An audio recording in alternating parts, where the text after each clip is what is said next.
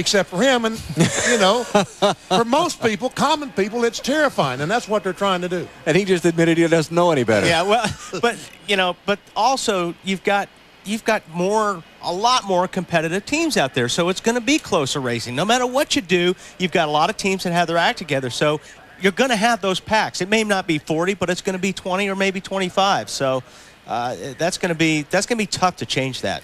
I think it's fair to say the drivers in NASCAR know that they've got to keep the cars so they can pass for the fans. That's what it's for. You've got to have cars that can race and pass on those big tracks. But if there is some compromise that can be made to make the drivers more comfortable, then it's worth exploring, and that's what this is all about. Whether anything's going to happen or not, nobody knows right now. I think the only way to get them single file is give another 100 horsepower and lay the spoiler down. Then we're going to use the brakes getting in the corner, and you're going to have to drive the things. But really, the cars are, I think they're pretty good to drive, and that's where the problem is. Everybody is comfortable being 3 abreast, you know, 8, 9 rows deep. I don't think that the drivers, you talk about a pack of 20 cars, I don't think if you go poll the drivers, they'd have a problem with 20 cars a pack, with 2, 3 wide. But I do think they really have a problem with 43, because in that 43 cars, there's someone that really and truly is inexperienced to be in that group. I have good news.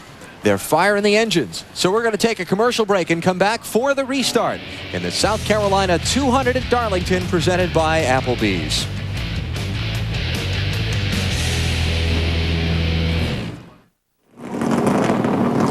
Back at Darlington Raceway, the yellow flag back out over the South Carolina 200, and Ryan Newman's team going to work, replacing that left rear tire and checking for damage. Marty? Well, and the reason they only replaced the left rear tire, Alan, was because if they put on 4 brand new tires, they would have only had 1 more set of tires for the rest of the race. That would have been a big detriment. They did make one adjustment. They went down on the track bar 1 round because he was a little loose. They checked everything underneath the car. It was fine. They had a plan in place before the red flag was pulled. They executed that plan very well, got the car into the pit box and changed that 1 tire. And so now he has 2 more sets of tires to go the rest of the race with. And the surprise to me, Greg Biffle and Elton Sawyer drove past their pit boxes and are going around the track under the caution with those flat tires. And I don't understand that. If we get a shot of it, maybe the valence is off the racetrack, but with the flat tire, no, it looks like they're not hurting the valence there. You were talking about that area right there where the front bumper is touching the racetrack, and it looks to me like it's not rubbing and damaging that front bumper or front air dam. So both those cars, there's Elton Sawyer's machine, are running on that safety inner liner that the cars run here on the super speedways. The tire within the tire, if you will, that keeps it up in the event of a failure. Keeps it off the ground and helps prevent a crash. And at this speed, those tires, the outside tires, aren't going to get that hot. But if this car was running 2 or 3 times faster than it is right now, heat would build up in that left rear tire and it would just fling itself apart. We were debating the merits of stopping in your box before you even went back out on the track. It would have meant they started at the end of the line. Whether or not that was a good gamble depends on right now. Pit road is open. How many cars come in? Well, maybe what they're doing, and I'm speculating here, but if they wait till the last minute, maybe they'll come in and change that tire and top off with fuel. Well, they're coming in right now, but the problem is only 2 cars. The gamble did not pay off them. Only 2 cars. The 2 guys with flat tires came down pit road. So they took a chance on not tearing up the race car by running around the lap on the flat tire, and it's okay, but they're going to end up the same place they were anyway, which is at the back of the field. Marty Snyder waits on Sawyer and Biffle to get to their pit stalls. Marty? Well, the reason they both stayed out and did not come in that last time, Alan, was because they did not want to get the penalty of pitting before pit road was open.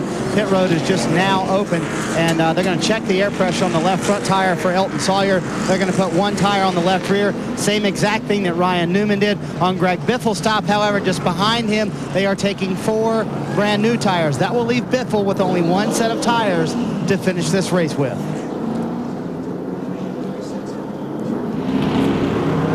So Biffle heads back out. Marty, I think you need to check with your NASCAR Busch Series official. I believe the cars get 3 sets of tires on the caution flag today. And communication going on from the control tower to the pace car. Word is that the racetrack is ready to go, and they're going to get the 1 to go signal when they come to the start-finish line. Marty? That would be correct, Parsons. That would be my fault. So that would be Biffle with having 2 sets of tires left. They do get 3 under the caution here. So that's a fine for Greg Biffle. And right now, Elton Sawyer's team is lobbying to get a free replacement for the 1 tire that went flat on their pit stop. So they're trying to get a free tire from Elton Sawyer's team. Did Ryan get fuel when he came in? Why wouldn't you put fuel in the car? You've run 15 laps. Okay, maybe he's going to come in now and top it off. Newman is on his way to pit road. Larry Foyt is coming in. But you see now Ryan Newman has to restart the race behind, well, he's going to have to anyway, behind Greg Biffle and Elton Sawyer. He's going to have to start last anyway, so he might as well go down, get gas, anything else that he might need. You started, you ran about 10 laps under the green. You had to shut it off. 23.5-minute red flag. Now you're back in the car again. Does it affect your mindset at all? I don't think so. That was a quick red flag. Normally when you got to wait around for an hour or two, then it's different. But waved off the restart, so we'll take a commercial break here and come back with more in a minute.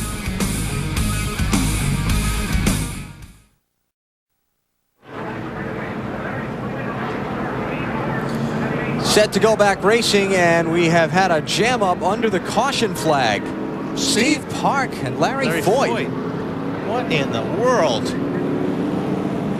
I believe Foyt's a lap down because he made that penalty stop. I believe he was down to the inside trying to run up to the front on the double up. Yep. On 1 to go. That's what they were doing, and I don't know what happened, but and I believe Park was trying to scrub his tires. Yeah. He zigged and Park zagged, and ouch. This is unbelievable. Some tore up race cars for a yellow. Watch the top of your screen. You're going to see the purple car come into the picture. There's Foyt trying to get his way up to the front of the pack. Oh, Park got hit. Oh, man. Who's the yellow car behind Park? Bad timing. Look at this. Is that Dan Pardis? Looks like No, Park just spun. He just lost it. Either something obviously had to break on that car, or something for the car to turn left that hard. He didn't just lose it at that speed. Wow, that's crazy. It's almost like an axle was broke or something for the car to turn like that. Oh, man. Yeah, you see the skid mark right there? There's a skid mark right there. That's off, I believe, Steve's tire there. It looks like he was trying to lunge the car forward with the accelerator, and as you said, the axle was broken and the car just turned left on him. Steve took a heavy shot in the driver's side of the car, and you see the safety workers there working with he and Larry Foyt. Bizarre, and we'll hope they're both okay. We'll keep an eye on the situation for you and come back to Darlington in a minute on TNT.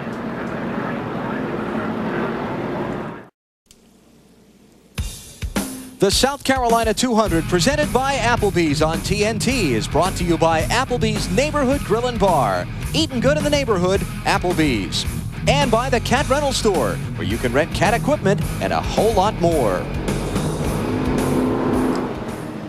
Under caution in the South Carolina 200, we were set to go back to the green from rain when a bizarre accident happened off of turn number 2. Larry Foyt was trying to get up to the front of the pack because he's a lap down and was going to restart to the inside of the leader, and Steve Park's car just mysteriously hung a left right in Foyt's path. Yeah, watch the right rear of Steve Park's car. You'll see the skid marks there, right there, that black rubber, that's coming off the right rear. That almost looks like a left rear axle broke and the right rear is driving the car down the racetrack. I don't know if that's what happens, but that's sure looks like that could be a possibility. And Park got hit very hard on the driver's side of the machine. Yeah, Larry had nowhere to go. I mean, he just, boom, the car was in front of him.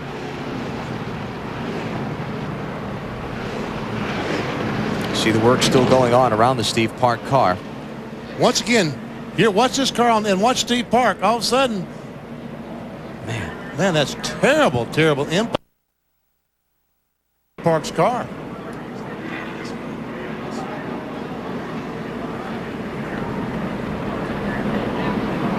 Dave Burns.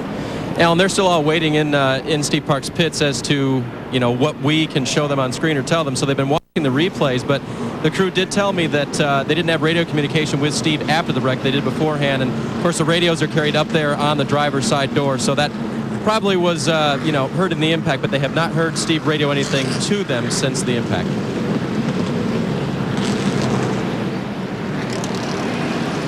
Boy. So we'll keep on top of the situation for you and bring you whatever update we can as soon as possible as the rescue workers continue to work with Steve Park over on the backstretch.